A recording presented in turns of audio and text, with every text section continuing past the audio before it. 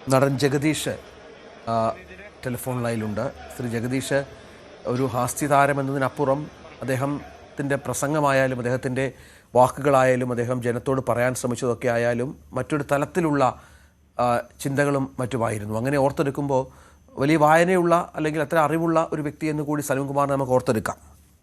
തീർച്ചയായിട്ടും ഈ കലയെക്കുറിച്ചും സാഹിത്യത്തെക്കുറിച്ചും വ്യക്തമായ കാഴ്ചപ്പാടുള്ള ഉറച്ച നിലപാടുകളുള്ള ഒരു കലാകാരനാണ് നമുക്ക് നഷ്ടമായിരിക്കുന്നത്. സലീംകുമാർ ഒരു എന്താ പറയാ മിമിക്രി ആർട്ടിസ്റ്റ് എന്ന നിലയിൽ വന്ന് മലയാള സിനിമയിലേക്ക് കടന്നു വന്ന് അതിനുശേഷം ഹാസ്യനടൻ എന്ന് പേരെടുത്ത് അതിനുശേഷം ഒരു നല്ല സ്വഭാവ നടൻ എന്ന് പേരെടുത്ത് നാഷണൽ അവാർഡ് വരെ വാങ്ങിയ കലാകാരനാണ്. സാഹിത്യത്തെക്കുറിച്ച് പറയുമ്പോൾ അദ്ദേഹം നല്ല വായനാശീലമുള്ള ഒരു കലാകാരനായിരുന്നു. പിന്നെ നിലപാടുകളുടെ കാര്യത്തിൽ രാഷ്ട്രീയപരമായിട്ടാണെങ്കിലും മറ്റുള്ളവര് എന്ത് വിചാരിക്കുമെന്ന് മനസ്സിൽ കരുതി എന്തെങ്കിലും അഭിപ്രായങ്ങൾ ഒരിക്കലും അദ്ദേഹം പുറത്ത് പറയാതിരുന്നിട്ടില്ല. അദ്ദേഹം ബോൾഡായിട്ട് തന്നെ തന്റെ നിലപാടുകൾ വ്യക്തമാക്കിയിട്ടുണ്ട്. പലപ്പോഴും ഞാനൊക്കെ ചില കാര്യങ്ങൾ കമന്റ്സ് റിസർവ്ഡ് അല്ലെങ്കിൽ ഞാൻ പിന്നീട് പ്രതികരിക്കാൻ നോ കമന്റ്സ് എന്ന് പറഞ്ഞ് മാറുമ്പോൾ സലീംകുമാർ വളരെ വ്യക്തമായി തന്നെ വളരെ ബോൾഡായിട്ട് തന്റെ നിലപാടുകൾ വ്യക്തമാക്കിയിട്ടുണ്ട്. പിന്നെ ഒരു നടൻ എന്ന നിലയിൽ പറയുകയാണെങ്കിൽ അദ്ദേഹം രണ്ട് രീതിയിലാണ് അഭിനയത്തെ സമീപിച്ചിരുന്നത്. ഹാസ്യനടൻ എന്ന നിലയിൽ തനിക്ക് ലഭിക്കുന്ന കഥാപാത്രങ്ങളിലൂടെ മാക്സിമം ചിരി ഉണർത്താൻ ഒരു വശത്ത് ശ്രമിച്ചു. മറുവശത്ത് ഗൗരവമുള്ള വേഷങ്ങൾ ചെയ്യുമ്പോൾ അഭിനയത്തിന്റെ സൂക്ഷ്മാംശങ്ങൾ ആ കഥാപാത്രത്തിലൂടെ സന്നിവേശിപ്പിച്ച് അതിനെ മനോഹരമാക്കാനും അതിനെ മിഴിവുറ്റതാക്കാനും അദ്ദേഹം പരമാവധി ശ്രമിച്ചിട്ടുണ്ട്. അങ്ങനെ ഒരു നല്ല വ്യക്തിത്വം ഉള്ള ഒരു കലാകാരനെയാണ് നമുക്ക് നഷ്ടമായിരിക്കുന്നത്. നടൻ ജഗദീഷാണ് അദ്ദേഹത്തെ അനുസ്മരിച്ചത്. അങ്ങനെ അദ്ദേഹത്തിൻ്റെ സഹപ്രവർത്തകർക്ക് ഒരുപാട് ഓർമ്മകളുണ്ട് സലീംകുമാറുമായി ബന്ധപ്പെട്ട് പങ്കുവെക്കാൻ. ആജ്ഞ തുടരാം, കേൾക്കാമെങ്കിൽ തുടരാം.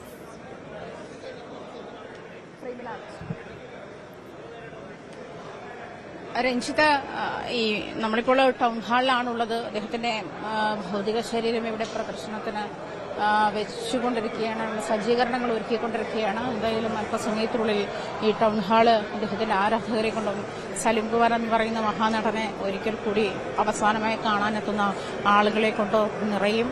നേരത്തെ നമ്മൾ സൂചിപ്പിച്ചതുപോലെ തന്നെ എക്കാലവും മലയാളിയെ ചിരിപ്പിച്ചത് സലീംകുമാർ അഭിനയിച്ച സിനിമകളിൽ അദ്ദേഹത്തിന്റെ കഥാപാത്രങ്ങളായിരുന്നു എക്കാലവും ഓർമ്മപ്പെടുത്തുന്നതൊക്കെയും.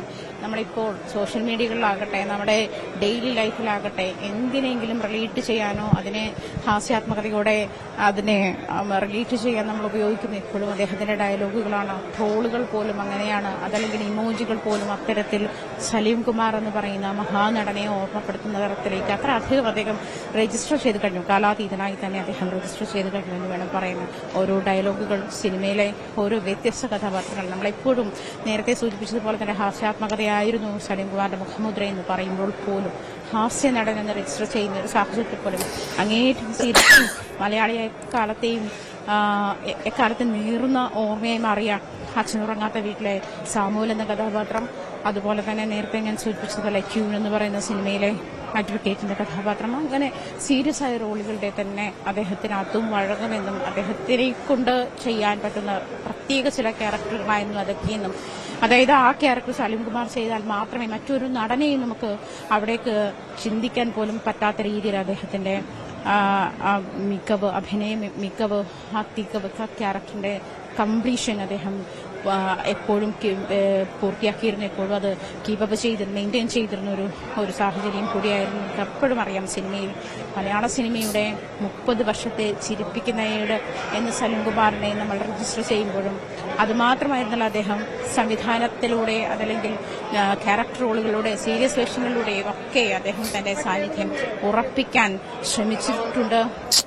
മലയാളിയോട് അദ്ദേഹം എപ്പോഴും ഇങ്ങനെ ഹാസ്യമായി സംവദിക്കുമ്പോഴും അതിനപ്പുറത്തേക്ക് ചിന്തിപ്പിക്കാൻ നമുക്ക് വകയുണ്ട് എന്ന ഓർമ്മപ്പെടുത്തലാണ് എപ്പോഴും സലീംകുമാർ എന്ന് പറയുന്ന മഹാനായ നടൻ ബാക്കി വെച്ചു മടങ്ങുന്നത്. അത്തരത്തിലുള്ള സംവേദനം അത് മലയാളി പ്രേക്ഷകരോടാകട്ടെ, മലയാളിയുടെ മനസ്സിലേക്കാകട്ടെ, അതല്ലെങ്കിൽ പൊതുജനത്തോടാകട്ടെ അദ്ദേഹം തന്റെ നിലപാടുകൾ ഉറക്കെ വിളിച്ചു പറയാൻ മടി കാണിക്കാത്തത്. ഒരു സിനിമാ നടൻ അല്ലെങ്കിൽ ഒരു അഭിനേതാവ് കലാകാരൻ തന്റെ രാഷ്ട്രീയം വെളിപ്പെടുത്താൻ തയ്യാറാകാതിരുന്ന കാലഘട്ടത്തിൽ പോലും സമയത്ത് പോലും അദ്ദേഹം താനൊരു കോൺഗ്രസ്കാരനാണെന്ന് ഉറക്കെ വിളിച്ചു പറഞ്ഞു. നമുക്കറിയാം ഈ അവസാന ഘട്ടത്തിലൊക്കെ മുഖ്യമന്ത്രിയുടെ തെരഞ്ഞെടുപ്പ് പ്രചാരണ പരിപാടികളുമായി ബന്ധപ്പെട്ട് പറവൂരിൽ സംഘടിപ്പിച്ച അദ്ദേഹം അദ്ദേഹത്തിന്റെ തെരഞ്ഞെടുപ്പ് പ്രചാരണ പരിപാടികളിലൊക്കെ അദ്ദേഹം സന്നിഹിതനായിരുന്നതാണ്. മുഖ്യമന്ത്രി പോലും തന്റെ കൂടപ്പിറപ്പാണ് എന്നാണ് സലിംകുമാർ എന്നാണ് അദ്ദേഹം കുറിച്ചത്. അങ്ങനെ ഓർമ്മപ്പെടുത്തുന്ന സിനിമാ മേഖല, മലയാളി അങ്ങനെ ഓർമ്മപ്പെടുത്തുന്ന ഒരു മഹാനായ മനുഷ്യൻ വിട ചൊല്ലുകയാണ്, യാത്രയാവുകയാണ്. ഇന്നലെ വൈകുന്നേരത്തോടു കൂടിയാണ് അദ്ദേഹം 10:43 അദ്ദേഹം ഈ ലോകത്തോട് യാത്ര പറഞ്ഞത്. നേരത്തെ തന്നെ ന്യൂമോണിയ ബാധിതനായ ആശുപത്രിയിൽ വെന്റിലേറ്ററിലായിരുന്നു. സീരിയസ് ആയ ഒരു സിറ്റുവേഷൻ ആയിരുന്നു. ഇപ്പോൾ പോലും കുടുംബം അതിനോട്, അതായത് അത്തരം ഒരു വിഷമഘട്ടമായ ഒരു സാഹചര്യത്തിലൂടെ ആയിരിക്കാം അവർ കടന്നുപോയിട്ടുണ്ടാവുക. അതിനോട് പ്രതികരിക്കാൻ കുടുംബം തയ്യാറായിരുന്നില്ല. പക്ഷേ രാത്രിയോടുകൂടി അപ്പോഴും അദ്ദേഹം വളരെ സീരിയസ് ആയ ഒരു സിറ്റുവേഷൻ ആണ് എന്ന് മനസ്സിലാക്കുന്നുണ്ട്. അപ്പോഴും അദ്ദേഹം ഇങ്ങനെ പെട്ടെന്ന് കടന്നു പോകുമെന്ന് വിചാരിച്ചിരുന്നില്ല എന്ന് വേണം പറയാൻ. വളരെ കാലമായി അദ്ദേഹം ആരോഗ്യ പ്രശ്നങ്ങളായാലും നമുക്കറിയാം, ചികിത്സയിലൊക്കെ ആയിരുന്നു. അത്തരം സാഹചര്യങ്ങളൊക്കെ ഉള്ളപ്പോഴും സിനിമയിൽ അദ്ദേഹം സജീവമായി നിന്നിരുന്നു, രാഷ്ട്രീയത്തിൽ സജീവമായി നിന്നിരുന്നു. തന്റേതായ നിലപാടുകൾ അദ്ദേഹം കൃത്യമായും വ്യക്തമായും അദ്ദേഹം വിളിച്ചു പറഞ്ഞിരുന്നു. അത്തരം നിലപാടുകൾ ഒക്കെ വെളിപ്പെടുത്തിക്കൊണ്ട് അദ്ദേഹം ഈ മലയാളക്കരയിൽ ഇങ്ങനെ അദ്ദേഹം ഉണ്ടായിരുന്നു, അദ്ദേഹത്തിന്റെ നിറസാന്നിധ്യം ഉണ്ടായിരുന്നു എന്നാണ് പറയാം. ചിരിമായുകയാണ് അദ്ദേഹം. എന്നേക്കുമായി യാത്രയാവുകയാണ്. മലയാളിയെ കൂടെ ചിരിപ്പിച്ച, നമ്മളെപ്പോഴും പറയുന്ന മികച്ച ഡയലോഗുകൾ, അതല്ലെങ്കിൽ ഒരു സിറ്റുവേഷനെ നമ്മൾ റിലേറ്റ് ചെയ്യാൻ വേണ്ടി ഉപയോഗിക്കുന്ന ഡയലോഗുകൾ, അതൊക്കെ സലിംകുമാറിന്റെ ഡയലോഗുകളായിരുന്നു എന്നുള്ള ഓർമ്മപ്പെടുത്തലാണ് ഏറെയും മലയാളി ഇനി അങ്ങോട്ട് വേദനിപ്പിക്കാൻ പോകുന്നത്. 4 സംസ്ഥാന പുരസ്കാരങ്ങൾ, അതുപോലെ പരമോന്നത ബഹുമതി, ഇതെല്ലാം അദ്ദേഹം സിനിമയിൽ, അദ്ദേഹത്തിലെ അഭിനേതാവ്, അദ്ദേഹത്തിലെ കലാകാരൻ ഒക്കെ അദ്ദേഹത്തിന് മലയാളക്കരയ്ക്ക് വേണ്ടിയിട്ട് അദ്ദേഹം നേടിയെടുത്തു എന്നുള്ളതാണ്. സലിംകുമാർ എന്ന് പറയുന്ന നടനപ്പുറം കലാഭവനിലെ മിമിക്രി കലാകാരനിലൂടെയാണ് മലയാളി ആദ്യമായിട്ട് അദ്ദേഹത്തെ കണ്ടു തുടങ്ങിയത്. അതിനുശേഷം അദ്ദേഹത്തിന് ട്രാൻസ്ഫോർമേഷൻ നടൻ എന്നുള്ളതിൽ ഇഷ്ടമാണ് 100 വട്ടം എന്നുള്ള സിനിമയിലൂടെ 1996 അദ്ദേഹം സിനിമാ രംഗത്തേക്ക് എത്തുന്നത്. തുടർന്ന് ഇങ്ങോട്ട് ചെറിയ ചെറിയ വേഷങ്ങൾ, പിന്നീട് 2000 മുതലുള്ള അദ്ദേഹത്തിന്റെ ട്രാൻസ്ഫോർമേഷൻ മികച്ച ഹാസ്യ നടനായിട്ട് അദ്ദേഹം മാറുന്നു. സലിംകുമാറിന്റെ പകരം സലിംകുമാർ എന്നുള്ള ഒരു ഇക്വേഷനിൽ അദ്ദേഹം മാറുന്നു. അത് പിന്നീട് പല സീരിയസ് കഥാപാത്രങ്ങൾക്കും വഴിവെക്കുന്നു. എന്തായാലും മലയാളി ഓർക്കുന്ന ഈ 30 വർഷം എന്ന് പറയുന്നത്, അല്ലെങ്കിൽ 3 പതിറ്റാണ്ട് എന്ന് പറയുന്നത് ഒരു വലിയ കാലഘട്ടമാണ്. സലിംകുമാർ എന്ന് പറയുന്ന നടനെ അടയാളപ്പെടുത്തിയ കാലഘട്ടമാണ്. 1996 മുതൽ 2026 വരെയുള്ള സിനിമാ കാലഘട്ടം അദ്ദേഹത്തിന് ഈ ഒരു 30 വർഷം അദ്ദേഹം മലയാള സിനിമയെ അടയാളപ്പെടുത്തിയത് എക്കാലത്തെയുമുള്ള സലിംകുമാർ എന്ന് പറയുന്ന നടന്റെ കയ്യൊപ്പായി മാറിയിരിക്കുകയാണ്.